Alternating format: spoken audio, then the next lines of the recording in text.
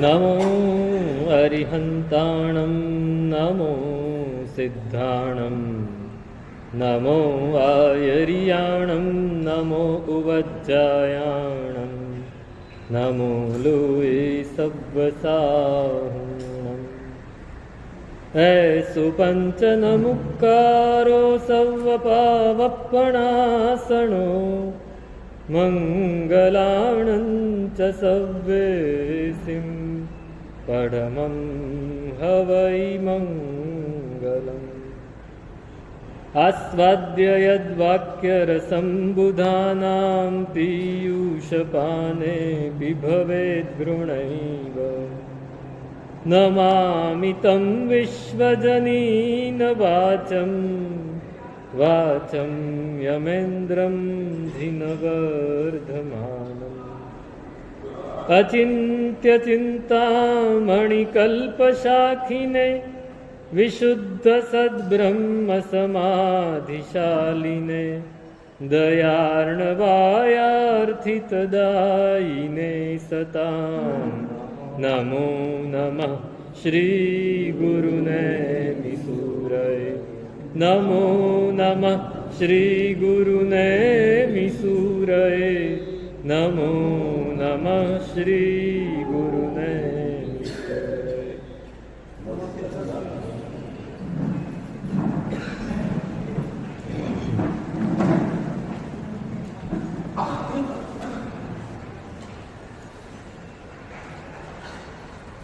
જગજન મન રંજે રે મન્મથ બલ ભંજે રે નવી રાગ નવી દોષ તું અંજે ચિત્ત શું રે. અનંત ઉપકારી અરિહંત પરમાત્માનું શાસન. અનંત પુણ્ય રાશિ એકઠી કરી હોય ત્યારે આ શાસન મળ્યું છે. શાસન આપણને મળ્યું છે. આ પરમાત્મા મળ્યા છે, ગુરુ મળ્યા છે, ધર્મ પણ મળ્યો છે. આ ધર્મ શાસન છે એ આપણને મળ્યું છે. એ મળ્યું આપણે અત્યારે બોલીએ છીએ કે પુણ્યથી મળ્યું, પણ પહેલાં તો પુરુષાર્થ કર્યો હશે ત્યારે જ પુણ્ય બંધાય. પુરુષાર્થથી પુણ્ય બંધાય અને પુણ્ય જ્યારે ઉદયમાં આવે ત્યારે ફરીથી પુરુષાર્થ કરવાનો થાય. બંને એકબીજાને આશ્રયને રહે છે. કાર્યકારણ ભાવ છે. જો પુરુષાર્થ આપણે નથી કરતા, જે પુણ્ય બંધાયું છે એ પૂરું થઈ જશે, વળી પાછી ફરીથી મહેનત કરવી પડશે. પણ એકવાર પુરુષાર્થ થઈ ગયો, એનું પુણ્ય આવી ગયું, એ પુણ્ય ઉપર ફરીથી નવો એક થર ચડાવવો છે. એના માટેની આ વાત છે. આ શાંતિનાથ પરમાત્માનું સ્તવન. ઉપાધ્યાય યશોવીજી મહારાજ. જગજન મન રંજે રે. બહુ જ સરસ. ઉપાધ્યાયજી મહારાજ કેવા છે કે એક એક વાતને આમ અલંકારિક રીતે પ્રસ્તુત કરે છે. વાત સામાન્ય જ કરવી છે, આપણને એમ થાય કે એકદમ સામાન્ય વાત કરી, પણ એવી રીતે કરે કે આપણને એમ થાય આહા, આમ કંઈક જુદું કહી દીધું. અહીંયા અલંકાર વિરોધાભાસ વાપર્યો છે. પરમાત્મા કેવા છે તો કે જગજન મન રંજે. આખા જગતના લોકોના મનને રંજિત કરે. પરમાત્મા પાસે આપણે ગયા અને આપણને આનંદ આવે ખરો? સમજવા જેવી વાત છે. સુખ મળે કે પ્રસન્નતા થાય કે આનંદ આવે, ત્રણમાંથી એક કેટેગરીમાં હોય. મુખ દીઠે સુખ ઉપને દર્શન અતિહિ આનંદ લાગે. પરમાત્માનું મુખ જોયું અને સુખ જાગે. પરમાત્માનું મુખ જોઈને સુખ જાગે, આપણે નક્કી કરી લેવું છે. ઉપાધ્યાયજી મહારાજને તો જાગે જ છે. સુખ, પરમાત્માનું મુખ જોવું અને પછી દર્શન કરવા, આ બે ક્રિયા અલગ કરી દે છે. ઉપાધ્યાયજી મહારાજ જેમ તેમ નથી કહેતા, આડી અવળી વાત નથી કરતા. પરમાત્માનું મુખ જોવું અને દર્શન કરવા એ બે એક જ છે ને આપણે માટે. આપણે તો એક જ છે. પ્રભુ દર્શન સુખ સંપદા, પ્રભુ દર્શન નવનીધ, પ્રભુ દર્શનથી પામીએ. આપણી માટે ત્રણેય દર્શન એક જ છે. દર્શનમ દેવદેવસ્ય, દર્શનમ પાપનાશનમ, દર્શનમ સ્વર્ગ સોપાનમ, દર્શનમ મોક્ષ સાધનમ. આપણે માટે ચારેય દર્શન એક છે. શાસ્ત્રકારો ચારેય અલગ અલગ દેખાય છે. પહેલું દર્શન પરમાત્માને જોયા તો થયું આહા, દેવોના દેવ આ મળ્યા છે. એટલે અંદરથી આનંદ, સુખ આવ્યું. હા, પરમાત્મા મને મળ્યા. તમે અહીંથી અચાનક નીકળતા હો ને તમારું જૂનામાં જૂનો કોઈ મિત્ર હોય જે ઘણા વખતથી ના મળે, અચાનક મળી જાય તો સુખ થાય ને.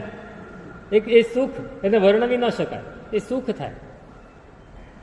તમારે કોઈક જૂના એવા વ્યક્તિ છે, તમારા કુટુંબી છે જે તમને નથી મળ્યા વર્ષોથી અને અચાનક મળી જાય તો કેવું સુખ થાય. એમ પરમાત્માને જોયા અને સુખ થાય. દેવ દેવસ્ય મુખ દીઠે સુખ ઉપને. જો એ સુખ થાય તો સમજવું કે પરમાત્મા ગમી ગયા. પરમાત્મા ગમી ગયા, પ્રતિમા નહીં. આપણને પ્રતિમા ગમી જાય છે. હા, પ્રતિમા કેવા રૂપકડા છે, પ્રતિમા કેવા સ્માઇલી છે, બહુ સરસ પરમાત્મા સ્મિત રેલાવી રહ્યા છે, સારું છે, એક હદ સુધી સારું છે. પણ પછી પરમાત્મા પણ ગમે. પરમાત્માને જોયા, ગઈકાલે છેક જોયા હતા ને વળી આજે જોઉં છું. આજે હું પરમાત્માને જોવા માટે અહીં વિદ્યમાન છું, તો સુખ ઉત્પન્ન થયું. પણ દર્શન અતિહિ આનંદ, દર્શનમ પાપનાશનમ. હા, પરમાત્માને જોયા, હવે મારા આજ કર્મ સવી મુજે ટળ્યા, નાઠા દુઃખ દંદોલ, પાપ કર્મ દૂરે ટળ્યા, પ્રગટ્યા પુણ્ય કલ. દર્શનમ પાપનાશનમ. પાપ મારા બધા નાશ પામી ગયા. આ બીજી કેટેગરી, બીજું સ્ટેજ. અને એની પછી દર્શનમ સ્વર્ગ સુખ. આ દર્શન મળ્યા પછી હવે સ્વર્ગ શું અને સંસાર શું, એના સુખ એ તો કાંઈ જ નથી. એ સ્વર્ગનું સોપાન હોય એવું લાગે છે. અને દર્શનમ મોક્ષ. પરમાત્માનું દર્શન મળે અને સુખ થાય, અને એટલે જોઈએ અને સુખ થાય, અને પછી અંદરથી દર્શન મળે. દર્શન એટલે સમ્યક દર્શન, સાચું દર્શન. હા, પરમાત્માને જોયા અને મને સાચું દર્શન થઈ રહ્યું છે. સાચું દર્શન શું છે? સાચું દર્શન શું છે? બ્રહ્મ સત્ય, જગત મિથ્યા. પરમાત્મા એ સત્ય છે, બાકી બધું. પરમાત્મા સત્ય છે એટલે મારો આત્મા એ સત્ય છે, બાકી બધું મિથ્યા છે. શરીર પણ મિથ્યા છે, હું જે કરી રહ્યો છું એ પણ મિથ્યા છે, ફક્ત પરમાત્મા એ જ સાચા છે. એ સમ્યક દર્શન જ્યારે થાય ત્યારે આનંદ આવે. અહીંયા એ જ કહે છે, જગજન મન રંજે રે. પરમાત્મા આખા જગતના લોકો એના મનને રાગ પમાડે છે. એક બાજુ રાગ પમાડે છે. જોજો અલંકાર કેવી રીતે વાપરે છે ઉપાધ્યાયજી મહારાજ. બીજી બાજુ પરમાત્માને જોયા, પરમાત્માના દર્શન કર્યા, પરમાત્માનું સ્વરૂપ જોયું તો રાગ થાય. આપણને થાય. પરમાત્મા, ગૌતમ સ્વામી પરમાત્માને જોતા તો રાગ થતો, પણ કામરાગ ન થાય, સ્નેહરાગ થાય. સ્નેહરાગ થાય, કામરાગ ન થાય. માતા પુત્રને જુએ તો સ્નેહરાગ, વાત્સલ્યના ઝરણા. કામરાગ ન થાય. એટલે શું કહે? મન્મથ ભલે ભંજે રે. મન્મથ એટલે કામદેવ. કામદેવના બળને તોડી નાખે. એક બાજુ રાગ વધારે છે ને બીજી બાજુ કામદેવના બળને પણ તોડી નાખે છે. એક બાજુ રાગ વધારે છે, બીજી બાજુ દ્વેષ પણ કરે. એક બાજુ રાગ વધારે, બીજી બાજુ કોઈને તોડી નાખવો હોય તો દ્વેષ જોઈએ. તમે 4 જણા બેઠા હોય અને કોઈ પોતાની વાત બહુ જોરશોરથી કરતો હોય, તમે એને એક શબ્દ એવો બોલો કે પેલાનું વાત તૂટી જાય, એ ક્યારે આવે એવો શબ્દ? એના પ્રત્યે સહેજ મનમાં આક્રોશ હોય, સહેજ દ્વેષ હોય તો. દ્વેષ હોય તો, એટલે એક બાજુ રાગ છે અને એક બાજુ દ્વેષ છે, અને છતાંય પરમાત્મા રાગ પણ કરાવે છે, દ્વેષ પણ કરે છે. છતાંય રાગ અને દ્વેષ એ ચિત્તમાં એમના છે નહીં. નવી રાગ નવી દ્વેષ, તું અંજે ચિત્ત શૂર. નથી રાગ, નથી દ્વેષ. ચિત્તમાં એક રાગની લીટી પણ. આ વિરોધાભાસ છે. એક બાજુ રાગ કરાવો છો, એક બાજુ દ્વેષ કરો છો, અને બીજી બાજુ કહો છો કે રાગ અને દ્વેષ નથી. આ કેમ ચાલે? આ બે વસ્તુ કેવી રીતે? આ પરમાત્માની ખૂબી છે અને એ ઉપાધ્યાયજી મહારાજ ખૂબ સરસ રીતે પ્રસ્તુત કરે છે. આ જ વાત વિનયજી મહારાજ છે જુદી રીતે કરે છે. શાંતિ તેરે લોચન હૈ અણિયારે, શાંતિ તેરે લોચન હૈ અણિયારે, કમલ જ્યુ સુંદર मीन ज्यू चंचल, मधुकर से अतिकारे, शांति तेरे लोचन है अणियारे. પરમાત્માની આંખો ગમી ગઈ છે. આપણે શું બોલીએ? અણિયારી તાળી આંખડી અને જાણે કમલની પાંખડી. જેની કીકી કાળી છે એની આંખ રૂપાળી છે. આપણે ગમે તેવા શબ્દો વાપરી, પણ આ વિનય વિજયજી મહારાજ શું બોલે? શાંતિ તેરે લોચન હૈ અણિયારે, ભગવાન તમારા લોચન અણિયાળી છે. અણિયાળી તારી આંખડી. અણિયાળા એટલે આ ખૂણા છે, આમ અણિયાળા છે. મૃગલોચન, મૃગલોચન કહેવાય, પંકજ લોચન કહેવાય, પણ બધી જ ઉપમા એક સાથે આપી દીધી. કમલ જ સુંદર, કમળ જેવા સુંદર છે. પરમાત્માની આંખો જોઈને આપણને આમ આકર્ષણ જાગે. જગજન મન રંજે રે, એમણે એક શબ્દમાં કહ્યું અને આખું સ્તવન આમણે આખું કહી દીધું. ઉપાધ્યાય મહારાજ પોતે પણ આ સ્તવન આવું જ કહે છે કે પ્રભુ તેરે નયન કી હું બલિહારી. પરમાત્મા તમારી આંખોની હું બલિહારી જાઉં, તમારી આંખો સામે આખી દુનિયા મારે ન્યોછાવર કરી. કમલ જ્યુ સુંદર મીન જ્યુ ચંચલ. આંખો કેવી હોય? ચંચળ હોય. આંખ સ્થિર ક્યારે રહે? જ્યારે વિચારમાં આપણે ચડી ગયા હોય. કોઈ વિચારમાં ચડી ગયા હોય તો આંખ સ્થિર થઈ જાય. કા ધ્યાનમાં હોઈએ, કા ઊંઘી જાય તો ઊંઘમાં પણ અડધી ઊંઘમાં તો આંખો આમ થતી હોય. રેપિડ આઈ મુવમેન્ટ થયા જ કરે. થોડી વાર રેપિડ આઈ મુવમેન્ટ થાય ને થોડી વાર ઊંઘ આવે, ગાઢ ઊંઘ આવે ત્યારે આંખ સ્થિર થઈ જાય. તો આપણે સમાધિમાં હોઈએ કા વિચારમાં હોઈએ તો આંખ સ્થિર રહે, બાકી તો ચંચળ હોય. તો ચંચળ કોની જેવી? ચંચલતા ગુણ લિયો મીન કો, અલીજ્યું તારી હૈ કારી. ચંચળતા ગુણ માછલી પાસે લઈ લીધો. માછલી કેવી હોય? પાણીમાં સતત તર્યા જ કરે, આમ આમ આમ થયા જ કરે. પરમાત્માની આંખો પણ આપણી સામે એવી આમ ફર્યા કરે કે આપણને એમ થાય કે માછલી જાણે ફરી રહી છે. અને પણ કાળાશ કેવી? આંખોની કાળાશ પીકી કાળી છે ને, એ કોના જેવી કાળી? તો કે મધુકર સે અતિકારે. ભમરો કયા રંગનો હોય? વ્યવહારથી કાળો, નિશ્ચયથી 5 વર્ણ, પણ વ્યવહારથી વધારે કાળો છે. તો આપણી આંખ પણ કાળી. તો પરમાત્માની આંખ તો મધુકર ભમરા કરતા પણ વધારે કાળી. આ આંખને જોયા પછી શું થાય? જાકી મનોહરતા જીતવન મેં ફિરતે હરી ન બિચારે.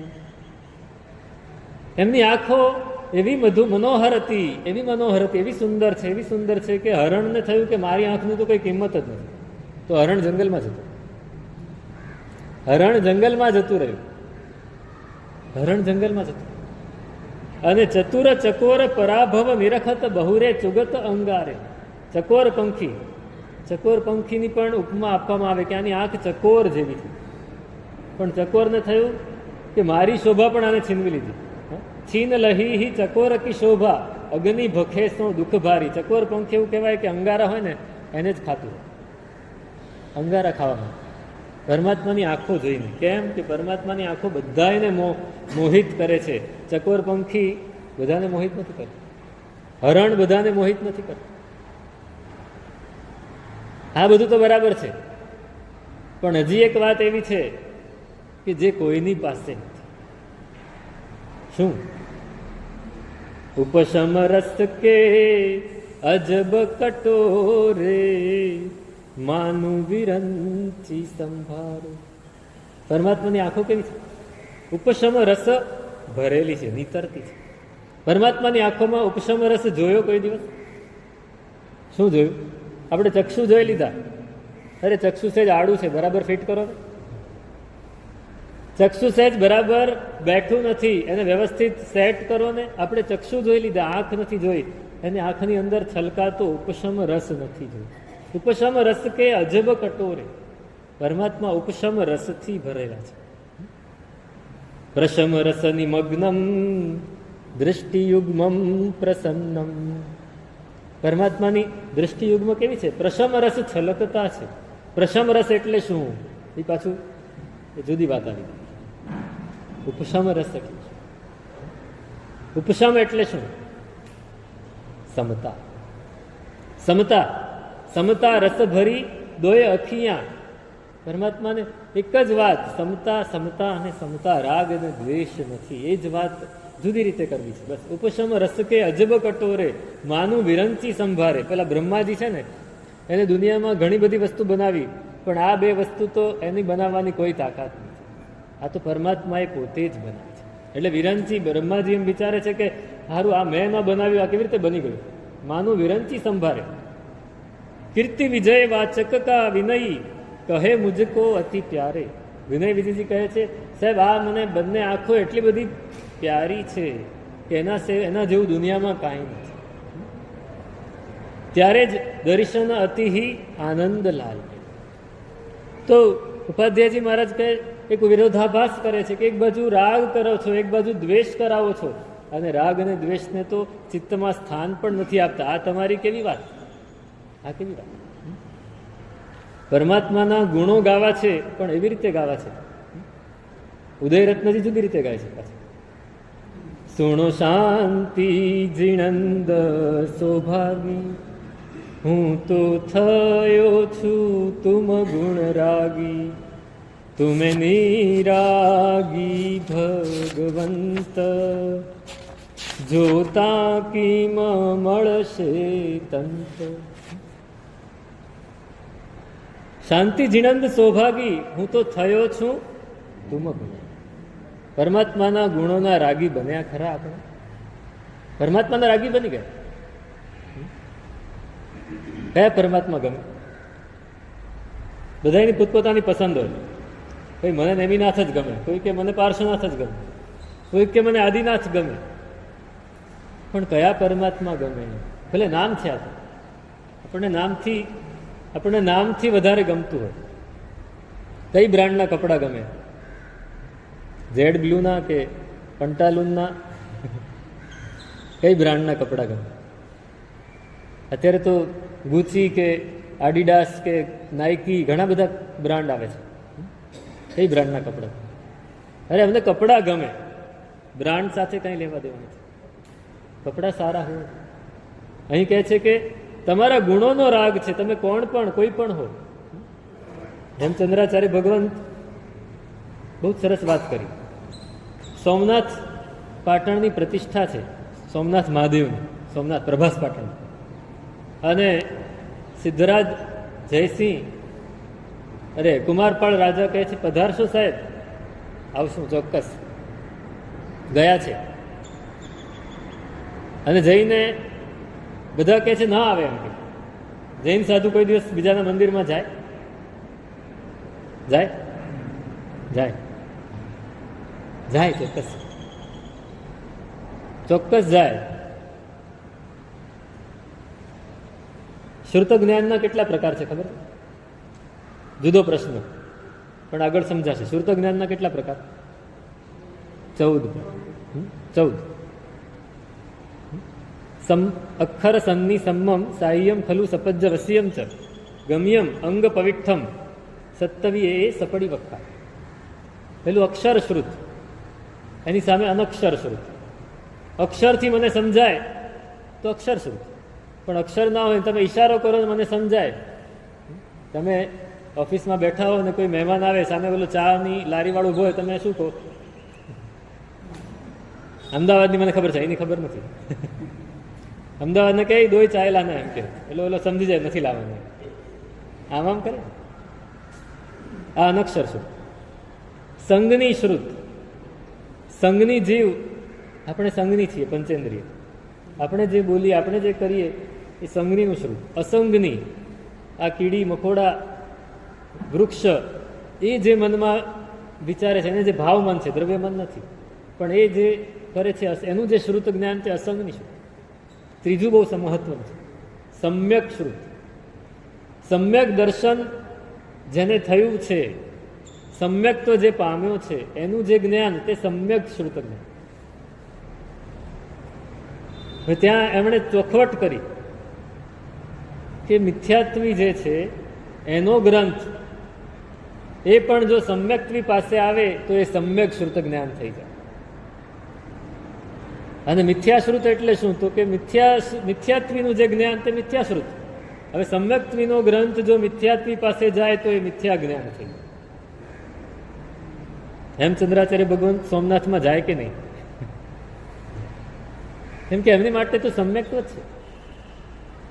આ સમ્યક્ત્વ એવું નથી કે આપણે ક્યાંક ગયા ને આપણું પડી ગયું, કોઈક લઈ લીધું. ના, સમ્યક્ત્વ કોઈ લઈ નથી શકતું. જો એ દ્રઢ હોઈએ આપણે, સમ્યક્ત્વ કઈ ખિસ્સામાંથી બહાર મૂકી દેવાની વસ્તુ નથી કે કોઈને આપી દેવાની વસ્તુ નથી. અત્યારે આ બહુ જ ચાલ્યું છે, છેલ્લા થોડા વર્ષોમાં બહુ જ ચાલ્યું કે આ દેરાસર, આ મંદિરમાં ન જવાય. અરે આ કોઈ બીજા ગચ્છના આચાર્ય પ્રતિષ્ઠા કરી તો એ દેરાસરમાં પણ ન જવાય. આ સમ્યક્ત્વ અને મિથ્યાત્વની વ્યાખ્યા ક્યાં સુધી પહોંચી ગઈ? સમ્યક્ત્વ મિથ્યાત્વ અહીંયા છે, કોઈ દેરાસરમાં નથી. તમે મસ્જિદમાં પણ જઈ શકો, વાંધો નથી. જો અહીંયા કાળજુ ઠેકાણે હોય તો મસ્જિદમાં પણ.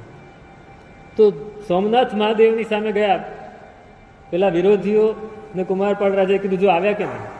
મારા ગુરુ છે, આવે જ. તો કે આવ્યા ખરા, પણ એને કોઈ સ્તુતિ કરશે? અહીંયા સ્તુતિ કરશે ખરા?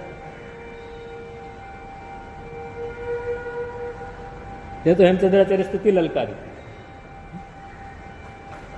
ભવબીજાંકુર જનના રાગાદ્યા ક્ષય ઉપાગતા યસ્ય બ્રહ્મા વા વિષ્ણુ વા હરો જીનો વા નમસ્તસ્ય.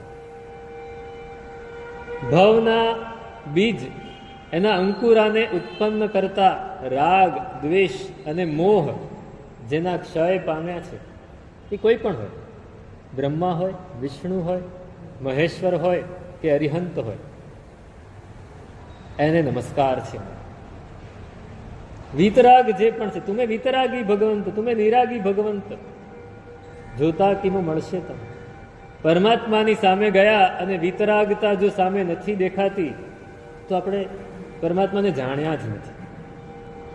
આપણને શું દેખાય છે પરમાત્માની સામે જઈને?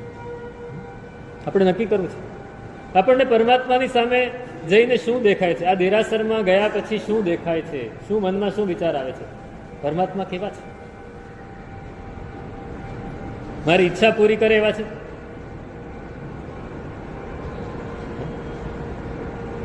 ચિંતામણી મારી, હા ચિંતા, કઈ ચિંતા? ચિંતામણી આપણી ચિંતા ચોરી જ નાખે, પણ કઈ ચિંતા? સંસારથી પાર ઉતરવાની ચિંતા. આ એક જ ચિંતા રાખો, બીજી કોઈ ચિંતા નહીં. સંસારથી પાર ઉતરવામાં જે કોઈ પણ વિઘ્ન નડતા હોય બધાને ચોરી નાખે. ચિંતામણી મારી ચિંતા ચોર. આપણે એક જુદા જ અર્થમાં જતા રહીએ છીએ. પરમાત્માની પાસે ગયા, શું માગ્યું? તમે નિરાગી ભગવંત, જોતા કિમ મળશે તંત. તમે નિરાગી છો અને હું તો રાગી છું. તમે નિરાગી છો અને હું તો રાગી છું, ને તમારી સાથે પાછો મને સ્નેહ બંધાયો છે. થાશું પ્રેમ બન્યો હે રાજ, નિર્વહ શોતો લેખે. હું રાગીને થેંચો નિરાગી, અણજુગતે હોય હાંસી. એક પૈડું ટ્રેક્ટરનું હોય ને એક સાયકલનું હોય તો ગાડી કેમ ચાલે? તમે વિતરાગી છો ને હું રાગી છું, કેવી રીતે ચાલશે? અહીં કહે છે, હું તમારી પાછળ ગાંડો થયો છું, પણ તમે તો મને કંઈ રસ્તો નથી આપતા, તમે મને ભાવે નથી આપતા. અને ભાઈ તારે જે કરવું એ કર, મને કાંઈ લેવા દેવા નથી. પરમાત્મા તો એક જ વાત કરવાની. પરમાત્મા બધું જ, આપણે એમ વિચારીએ કે પરમાત્મા મને તારી દેશે, પરમાત્મા ક્યાંય તારવા નહીં. નક્કી રાખજો, પરમાત્મા તારવા નહીં આવે. એના અલંબને આપણે તરવું પડશે. સૌથી પહેલા મેં કહ્યું પુરુષાર્થ કરવો પડશે. પરમાત્મા જગજન મન રંજે, મનમથ બળ ભંજે, પણ રાગ અને દ્વેષ નથી કરતા. રાગ અને દ્વેષ નથી કરતા એનો મતલબ છે કે પુરુષાર્થ. પરમાત્મા એ પણ પુરુષાર્થ કરે છે, આપણે પણ પુરુષાર્થ કરવો છે.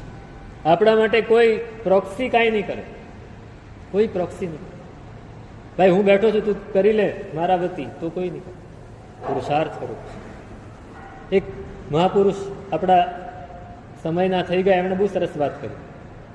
કોઈ એમને પૂછ્યું, સાહેબ પુણ્ય બળવાન કે પુરુષાર્થ?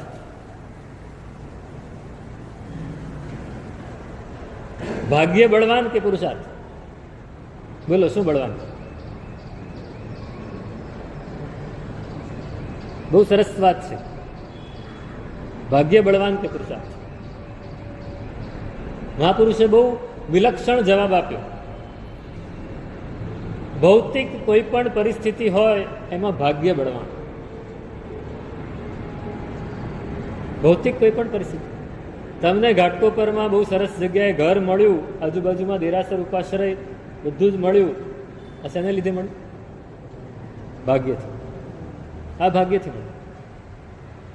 પણ હવે તમે દેરાસરમાં આવો જ નહીં, પૂજા કરો જ નહીં, તો એ ભાગ્ય કેવું કહેવાય? દેરાસરમાં આવવું પડે પુરુષાર્થ. દેરાસરમાં આવવું પડે એ પુરુષાર્થ. ચલો, એને બી હજી આગળ, એનાથી આગળ વધી આપણને ધર્મનો બોધ મળી ગયો. ચત્તારી પરમંગાણી દુલ્લહાણી જંતુનો, 4 વસ્તુ મળી ગઈ. મનુષ્ય ભાવ, માણુસત્તમ સોઈ, ધર્મનું શ્રવણ અને બોધ, એનાથી નિર્મળ બોધ પણ મળી ગયો. તો આ 3 વસ્તુ પુણ્યથી. ચોથી વસ્તુ શું છે? આચરણ. આચરણ કરવું છે એ પુરુષાર્થથી થશે. પરમાત્માની પૂજા તમે કરી એ પુણ્યથી કરી, પણ પરમાત્માની આજ્ઞા પાળીએ પુરુષાર્થ. પરમાત્માએ કહ્યું ક્રોધ નહીં કરતો, તો ક્રોધ પુણ્યથી નહીં અટકશે. ક્રોધને અટકાવો હોય તો પુણ્ય કામ નહીં લાગે, ત્યાં પુરુષાર્થ કરવો. ક્રોધને અટકાવવો હોય તો પુણ્ય નહીં કામ લાગે, પુરુષાર્થ કરવો પડશે. આપણે ક્રોધને વશ બની જઈશું, એ પાપને વશ, પણ ક્રોધને અટકાવવો હશે તો પુરુષાર્થ જ કરવો પડશે.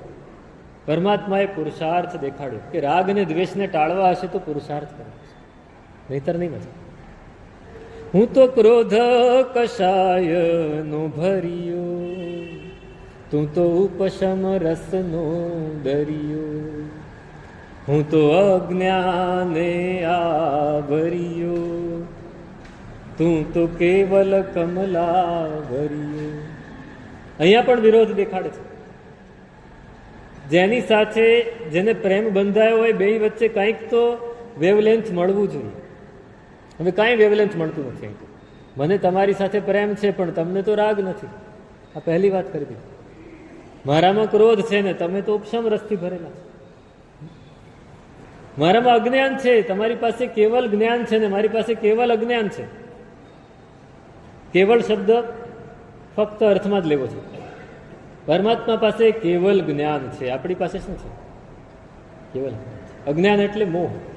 આપણી પાસે કેવળ મોહ છે. હું કહું છું થોડું અઘરું નથી લાગતું? કેમ કે ધીમે ધીમે નિદ્રા દેવી આક્રમણ કરી રહી છે.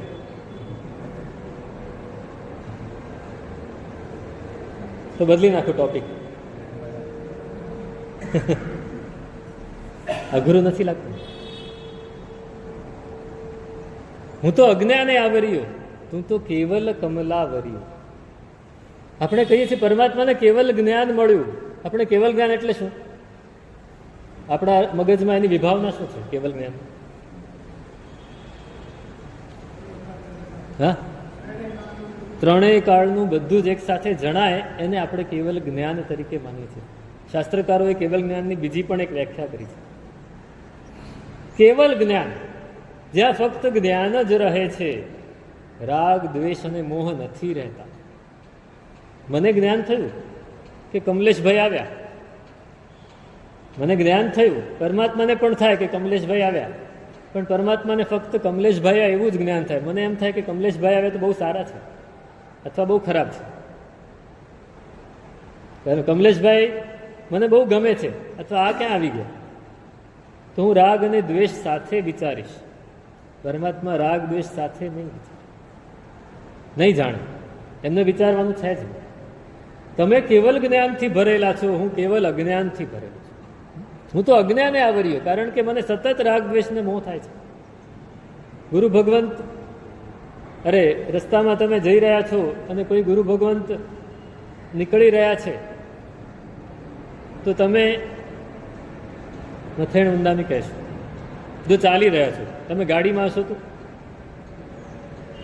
અને સમજો કે એ ગુરુ ભગવંતને તમે જોયા ગુરુ ભગવંતને, તમને થયું કે આ તો ફલાણા ગુરુ ભગવંત, તો તમે તરત જ ગાડી ઊભી રાખીને નીચે ઉતરશો. કેમ? પરિચિત છે, પરિચિત છે. અને તમને એમની પર વધારે રાગ હશે તો ઊભા રહી જશે, સાહેબ કંઈક લાભ આપો. ગુરુ ભગવાન સાથે. પણ સમજો કે તમને બિલકુલ પરિચય નથી અને છતાંય ગુરુ ભગવાન સામેથી નીકળ્યા છે, તમે ઊભા રહેશો ખરા? અથવા તમારું ધ્યાન પણ નહીં જાય, કદાચ ચાલી ગયું. કારણ કે આપણે સતત રાગ દ્વેષથી જ સામેની વ્યક્તિનું મૂલ્યાંકન કરતા હોઈએ. જ્યારે પરમાત્મા રાગ દ્વેષને ટાળીને મૂલ્યાંકન કરે છે. સામે કોઈ પણ આવે, પરમાત્મા માટે એક આત્મા જ છે. કોઈ પણ વ્યક્તિ આત્મા છે. એ સારો છે, મારો છે, ખરાબ છે, ખોટો છે, કાંઈ જ નહીં. આત્મા છે, કાંઈ નહીં. આ રાગ અને દ્વેષ આપણો ભરેલો છે, એમનો રાગ અને દ્વેષ માટે કેવલ જ્ઞાન. કેવલ જ્ઞાન એટલે એ તો આડ પેદાશ છે કે મને આખા ત્રણેય કાળના દરેક દ્રવ્ય ગુણ અને પર્યાય મને એક સમયે એક સાથે જણાય, એ તો આડ પેદાશ છે. જ્યારે રાગ દ્વેષ આપણા ટળી જાય ને, ત્યારે આપણને જણાવવા જ માંડે બધું. પણ રાગ દ્વેષ ટળે એ વસ્તુ બહુ મહત્વની છે. પરમાત્માની સામે, હા, પરમાત્માને કોઈ કીધું સાહેબ આપને તો જલસા, હા, 3 ગઢ રત્નોનો, સુવર્ણનો, ચાંદીનો, 4 મુખે બેસવાનું સિંહાસન સોનાના, ને ઇન્દ્ર પાછા ચામર ઢાળે. એક બાજુ તમે કહો છો કે મેં બધું છોડી દીધું, અને બીજી બાજુ આટલું બધું, બીજી બાજુ આટલું બધું. આ શું વળી? તો કે ભાઈ તારે માટે સોનું છે, ચાંદી છે ને રત્નો છે, મારે માટે પૂતગલ પરમાણુ છે. આ પૂતગલ પરમાણુ છે, અહીં બાજુમાં પાછળ ઉકરડો છે. પરમાત્માનું સમવસરણ બનાવે ને ત્યારે ત્યાં જેટલો પણ કચરો હોય, જેટલો પણ ધૂળ હોય, બધું જ સાફ કરીને, 1 યોજન જેટલું માંડલું સાફ કરીને એને બહાર નાખ્યા. હવે ત્યાં એ કચરો પડ્યો છે ને આ બાજુ આ સમવસરણ છે. પરમાત્મા કહે કે સમવસરણમાંથી, સોનામાંથી કેટલાય પૂતગલ પરમાણુ ઉડી ઉડીને ત્યાં જઈ રહ્યા છે સતત, અને ત્યાંના પૂતગલ પરમાણુ ઉડી ઉડીને અહીંયા આવી રહ્યા છે. હવે મારે માટે શું સોનું ને શું ચાંદી, શું રત્ન? પરમાત્માને માટે કેવલ જ્ઞાન અહીંયા છે. આપણે માટે હા સોનું છે, અરે સાચવીને મૂકો, આ ચાંદીનું કમળ છે, અહીં વ્યાખ્યાન પૂરું થશે એટલે શું કરશો? સીધું જઈને કબાટમાં મૂકી દેશો. કેમ? આપણે માટે ચાંદી છે, આપણા માટે ચાંદી છે, એમના માટે કોઈ ચાંદી નથી. એ કેવલ કમલાવરી. હું તો વિષયા રસનો આશી, તે તો વિષયા કીધી નિરાશી. હું તો કર્મના ભારે ભર્યો, તે તો પ્રભુ ભાર ઉતારો. હું વિષયા રસનો આશી. સતત આપણે વિષયો ગોતતા હોઈએ, ઇન્દ્રિયોના વિષયો, એ જ આપણને ગમે. આપણે દેરાસરમાં પણ એ જ લઈ આવે, આપણે ઉપાશ્રયમાં પણ એ જ લઈ આવે. વિષયો જોઈએ, વિષય વગર ક્યાંય ચેન ન પડે.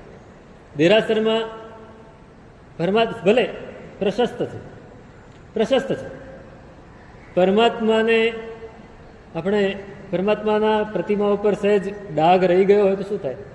અરે ડાઘ લાગ્યો છે, બરાબર સારું નથી લાગતું, થોડું સાફ કરી નાખો. આંખનો વિષય થઈ ગયો. સ્તવન કોઈ સરસ ગાતું હોય તો કાનનો વિષય થઈ ગયો. કોઈ સુગંધી ધૂપ પ્રગટાવ્યો હોય તો અરે બહુ જ સરસ સુગંધી ધૂપ છે, ગંધનો વિષય. ઉત્તમ દ્રવ્ય લાવીને પરમાત્માની પૂજા કરી, એકદમ સુકોમળ દ્રવ્ય, વાહ બહુ સરસ છે, પુષ્પ કેવું સરસ છે, સ્પર્શનો વિષય. આપણે સતત વિષયોની પાછળ દોડતા હોઈએ છીએ. અહીંયા નહીં, દેરાસરમાં તો ખરા જ, ઘરમાં પણ ખરા, બધે જ આપણને સતત વિષય, સતત વિષય. એક સારી વસ્તુ જોઈ તો આનંદ આનંદ થઈ જાય, અને ખરાબ વસ્તુ જોઈ અરે રે આ ક્યાં આવી. રસ્તામાં જતા હોય ને ઉંદરડો મરેલો હોય તો અરે આ ક્યાં રસ્તામાં પડે. રસ્તામાં જતા હોય બિલાડી આડી ઉતરે તો, રસ્તામાં જતા હોય ને બિલાડી આડી ઉતરે તો. એક માણસ હતો ને નગરમાં, લોકો બધા કહેતા કે આનું મોઢું સવારની પોરમાં જોવું નહીં, આનું મોઢું સવારની પોરમાં નહીં જોવું, નહીતર ખાવાનું ના મળે. હવે હશે એનું દુર્ભાગ્ય કોઈ એવું કે સવારે બધા એનાથી દૂર ભાગે. જે સૌથી પહેલા એને સવારે જોઈ લે, આખો દિવસ એને ખાવાનું ના મળે, કાં પેટમાં દુખવા આવી જાય, કાં ઘરમાં બહાર એવા કામ આવી જાય કે ખાવા પામે જ નહીં. આ વાત આખા નગરમાં ફેલાઈ ગઈ કે આનાથી દૂર રહેવું. બપોર પછી વાંધો નહીં, સવારની પોરમાં એનું મોઢું નહીં જોવું. હવે હતું ઝાડુવાળો. ઝાડુવાળે પોતાના મહોલ્લામાંથી ઝાડુ વાળીને જાય, પછી જ લોકો બહાર નીકળે, કાં પહેલા બહાર નીકળીને જતા રહે. આનું મોઢું પહેલું નથી જોયું.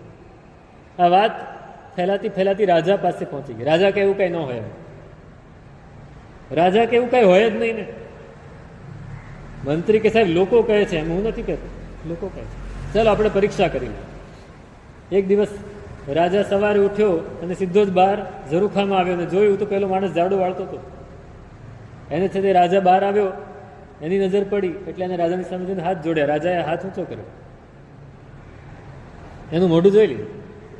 રાજા પાછો આવી ગયો, એને કે હવે આમાં શું વળી. એ આવ્યો અને તૈયાર થઈને જ્યાં નાસ્તો કરવા સવારનું ખાવા માટે બેસે છે ત્યાં અચાનક સમાચાર આવ્યા કે સાહેબ, દૂત આવ્યો કે સાહેબ ફલાણા શત્રુએ આક્રમણ કરી દીધું છે, એ આપણી તરફ ધસી આવ્યા છે. રાજાએ કીધું નાસ્તો એ પછી કરશું, પહેલાં સેનાપતિને બોલાવો, ફટાફટ તૈયારી કરો. સેનાપતિને બોલાવ્યા, તૈયારી કરી, આ કર્યું તે કર્યું, બધું જ કર્યું. એમાં બપોર થઈ ગઈ. રાજા કે હવે જમીને જવું. જમવા જ્યાં બેઠો ત્યાં કે સાહેબ એને તો નગરને ઘેરો ગાલે, જમવાનું મુખ પડતું. સીધા સેનાપતિ સાથે પોતે તૈયાર થઈને પહોંચી ગયા. બરાબર તૈયારી કરીને ગયા હતા એટલે પહેલાને સામેવાળો જે રાજા હતો એને થયું કે આની સામે નહીં પહોંચાય. એ ઘેરો જ્યાં હજી નાખે ત્યાં સામું આ સૈન્ય આવી ગયું એટલે બધા ભાગ્યા. એમાં ને એમાં સાંજ પડી ગઈ. સાંજ પડી, હવે રાજા આખા દિવસ ખાધું નહોતું. સાંજે થયું કે હવે જઈને પાછા આવ્યા, જમવા બેસું. જ્યાં જમવા બેસે ત્યાં પેટમાં એવું દુખવા આવ્યું, આખો દિવસ ખાધું નહોતું, ખાઈ ન શક્યો, આખો દિવસનો ઉપવાસ થઈ ગયો. આખા દિવસનો ઉપવાસ થયો. રાજા ત્યાં સુધી કાંઈ નહોતો વિચારતો, પણ અચાનક એને રાત્રે યાદ આવ્યું પેલા મંત્રીએ કીધેલું ઓલા માણસનું મોઢું જુઓ તો ખાવા ન મળે. ખાવા નહીં મળે. નક્કી એ અપશુકની છે, મનહૂસ માણસ છે. આવો માણસ જીવવો ના જોઈએ, એને મારી નાખો.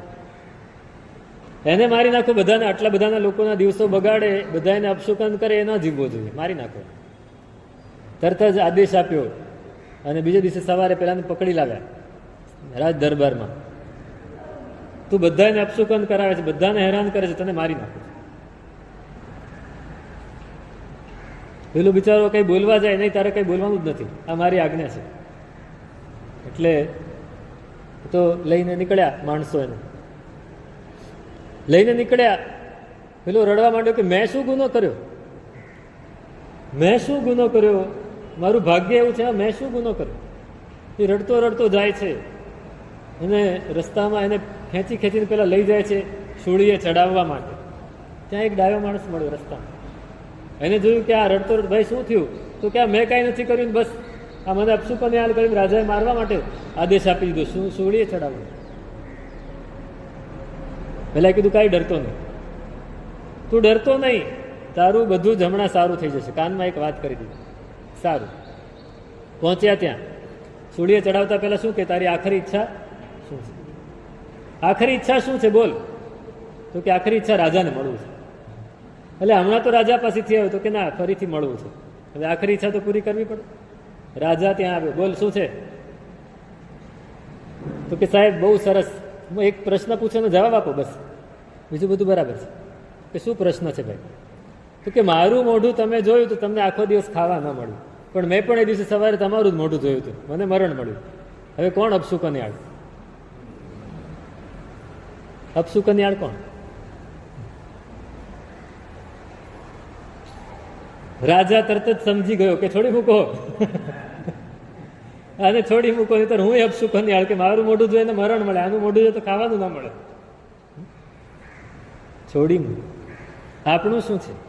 હું તો વિષયા રસનો આશી, મને સતત વિષયના રસ એ ગમ્યા કરે. મને આ સારું લાગે, આ ખરાબ લાગે, આ અપશુકનિયાળ લાગે, આ સુકનિયાળ લાગે નહીં. પરમાત્માને કાંઈ જ લેવા દેવા નથી. તે તો વિષયા કીધી નિરાશી, તમે વિષયની નિરાશા કરી દીધી. હું તો કર્મના ભારે ભર્યો, તે તો પ્રભુ ભાર ઉતાર્યો. કર્મનો ભાર સતત ઉપાડીને ચાલુ છે. ભારની આદત એવી પડી ગઈ છે કે હવે ભાર નીચે મૂકવાનું મન નથી થતું. ભાર નીચે મૂકવાનું મન નથી થતું. હમણાં એક બહુ સરસ પ્રસંગ વાંચ્યો. એક અધિકારી હતા, આઈએએસ અધિકારી, કલેક્ટર અને મામલતદારને એવી મોટી પોસ્ટ ઉપર રહીને પછી રિટાયર થયા. પોતાની ઓફિસમાં એનો એટલો બધો દબદબો, એટલું બધું એનું માન, અને બધાની ઉપર જો હુકમી એટલે જબરદસ્ત. જે આવે એને પકડાવી નાખવાનું. કામ એકદમ પરફેક્ટ થવું જોઈએ. સહેજ પણ આગુ પાછું થાય તો આવી બને બધાને. બધા એનાથી આમ થરથર કાપે, અને ઘરે જાય તો ઘરમાં પણ બધા ડરે. જે અધિકારી રિટાયર થયા, બધાનું કોઈનું ક્યાંય કાયમ તો ટકવાનું નથી. રિટાયર થયા, 60 વર્ષની ઉંમર થઈ, રિટાયર થયા, હજી મજબૂત હતા. સરકારે 2 વર્ષ એક્સટેન્શન આપ્યું, ભાઈ 2 વર્ષ વધારે કામ કર્યું. સરકારી નિયમ હોય કે જે વ્યવસ્થિત હોય, એકદમ મજબૂત હોય. હવે આ લોકો 60 ની 70 કરવાનું વિચારે છે, રિટાયર થવાની ઉંમર. કેમ કે પછી અત્યારે મનુષ્યનું આયુષ્ય સરેરાશ વધી રહી છે, એટલે પાછળ પછી તકલીફ ના પડે, એટલે 60 નું 70 કરવાનું વિચારે છે. પણ ત્યારે હજી નહોતું થયું. 62 કરે, 62 સુધી એને નોકરી રહો તમે, વાંધો નહીં. 62 પૂરા થયા પછી પણ એને ફરીથી અરજી કરી હતી, 2 વર્ષ બીજા એક્સટેન્ડ કર્યા, ત્રીજી વાર પણ એક્સટેન્ડ કરી દીધા, 60 ના 66 કરી દીધા, 3 વાર થઈ ગયું. પછી હવે નિયમ છે કે હવે તો રિટાયર થવું જ પડે. થઈ ગયા, રિટાયર થયા. બહુ સરસ મોટો સન્માન સમારંભ ગોઠવાયો, ઘણી બધી ભેટો મળી, ઘણા બધાએ એમને ખૂબ સારા એમની પ્રશંસા કરી, અનુમોદના કરી. અને બધાએ એ નીકળ્યા ત્યારે દેખાડે છે કે તમે જાઓ છો તો અમને બહુ દુઃખ થશે, આ છે તે છે. સાહેબ હજી પેલું તોર તો એવો જ છે. ઘરે પહોંચ્યા બધી ભેટ લઈને, અને ભેટ બધી ઘરે મૂકી દીધી. અને પછી બેઠા છે. પહેલાં એવું હતું કે ઘરે જેવા આવે એવું તરત જ માણસ પાણી લાવીને આપી દે, ઘરના બધા એની સરભરા મરે. આજે કોઈ હતું નહીં, આજે કોઈ ન હતું. બૂમ પાડી, ક્યાં છો બધા? તો કે આવે છે. ઉતાવળ શું છે? ઉતાવળ શું છે? રોજ હું આવું છું ત્યારે પાણી તૈયાર, આજે કેમ નથી? તો કે હવે તમારે ક્યાં ઉતાવળ છે? હવે તમે રિટાયર થઈ ગયા. સૌથી પહેલો જ તોર ઉતારી નાખ્યો. પણ આના ભાર ઉતર્યો નહોતો હજી. કેમ ચાલે? બધાને લેફ્ટ રાઈટ લીધી. બધા દીકરાએ કીધું પપ્પા હવે બોલતા નહીં તમે, હવે પૂરું થઈ ગયું. ઉતર્યો અમલદાર કોડીનો થઈ જાય. એને થયું કાલે જવું અને પાછું ત્યાં એપ્લાય કરું. પાછા ગયા એપ્લાય કરવા, પણ કોઈ એપ્લિકેશન મંજૂર ના થઈ. ઓફિસમાં ગયા, એને કે ઓફિસમાં તો બધા માન આપશે. તો ઓફિસમાં એની સામે કોઈ જોયું નહીં, કોઈએ જોયું પણ નહીં. બહુ દુઃખી થઈ ગયા. જે માણસ ભાર રાખીને જીવે એ બહુ દુઃખી થઈ જાય. બહુ ભાર રાખ્યો, 6 મહિના સુધી ચાલ્યું.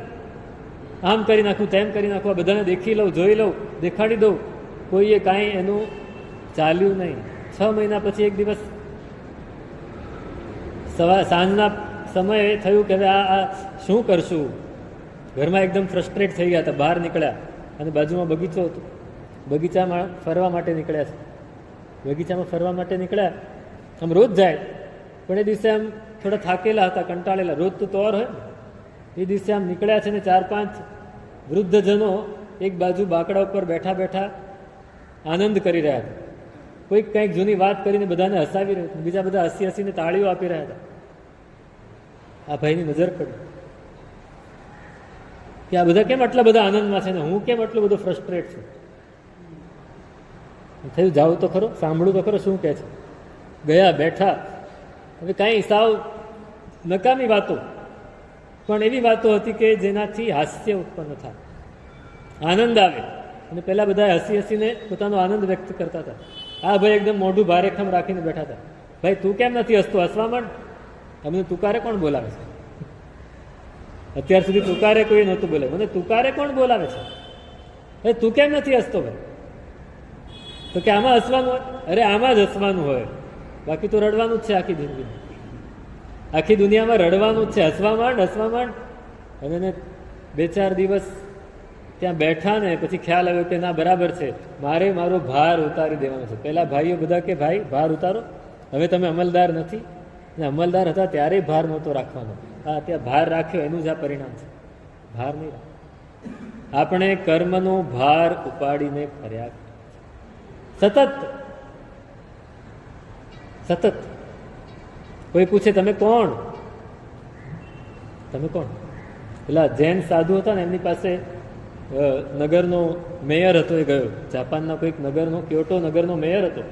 ક્યોટો એનો મેયર હતો. એ પહોંચી ગયો. મેયર હતો, ઉચ્ચ પોસ્ટ ઉપર હતો, એટલે આમ ડિસિપ્લિન વાળો માણસ. એટલે એને બહાર કોઈક બેઠેલું ગુરુનો શિષ્ય હતો, એને પોતાનું કાર્ડ આપ્યું. તો ગુરુને કહો આ ક્યોટોનો મેયર મળવા માટે આવે છે. ગુરુએ કાર્ડ જોયું. હું કોઈને ઓળખતો નથી, ના પાડી દે, નથી મળતું. હું કોઈને ઓળખતો નથી, ના પાડી દે. પેલા કીધું સાહેબ આપને ઓળખતા નથી, ના પાડી છે, મળશે નહીં. પેલા થયું ક્યોટોનો મેયર તરીકે હું આવ્યો, નથી મળતા. કેમ નથી મળતા ભાઈ? બહુ કામમાં છે? તો કે ના કામમાં તો કાંઈ નથી. તો કેમ નથી મળતા?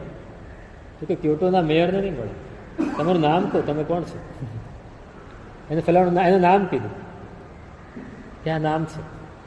જેને કીધું સાહેબ આ માણસ મળવા આવ્યો છે. એને કહે કે હમણાં ટાઈમ નથી, પછી આવે. ફરી આવીને કીધું. પહેલાંમાં તો મળવાની જ ના પાડી. હમણાં શું કીધું? ટાઈમ નથી, પછી મળશે. પેલા કીધું હજી તો હું નામ કહું છું તોય નથી મળતું. તો વિચારો હવે તમારે શું કહેવું જોઈએ. પેલા ઘણું વિચાર્યું અને પછી કીધું સાહેબ એમને કહું કે એક જિજ્ઞાસુ આવ્યો છે. એક જિજ્ઞાસુ આવ્યો છે. તો કે આવવા દો, હમણાં જિજ્ઞાસુ તરીકે આવ્યા છો, ભાર લઈને આવ્યા છો તો નથી મળતું. ભાર ઉતારવો પડશે. આપણે જો ભાર ઉતારી શકીએ તો આ સંસારથી પાર ઉતરી શકીએ. કૈપાવ એવી મનુષ્યો આલોય નિંદીય ગુરુ સગાસે હોઈ ઐરેગ લહુઓ ઓહરીય ભરુવ ભાર. પ્રતિક્રમણમાં પણ એમ કહ્યું કે આપણે પ્રતિક્રમણ કરીને હળવા થઈ જઈએ છીએ. હળવા થવું છે કે હલકા થવું છે? હિન્દીમાં તો હલકો શબ્દ પણ એમાં જ આવે છે. આપણે હળવા થવું છે. હું કર્મના ભારે ભર્યો અને તે તો પ્રભુ ભાર. તમે એકદમ હળવા છો. પરમાત્માની પાસે મારે હળવા થવા જવું છે. તો આ વાત ઉદયરત્નજી મહારાજ બહુ સરસ રીતે કરે છે. વિરોધાભાસ અલંકારથી કરે. તમે આવા ને હું આવું, તમે આવા ને હું આવું, એમાં મેળ ક્યાંથી પડશે સાહેબ? મેળ ક્યાંથી પડશે? પડી જશે મેળ. મેળ પડી જશે. આગળ જતા પરમાત્મા કહે છે મેળ પડી જશે, પણ એ મેળ પાડવા માટે આપણે હળવા થવું પડશે. આગળ હજી પણ બીજી વાત કરે છે ઉદયરત્નજી મહારાજ પરમાત્માની સાથે મેળ પાડવાની. એ શું છે, તેનું શું સ્વરૂપ તે અગ્રે અધિકાર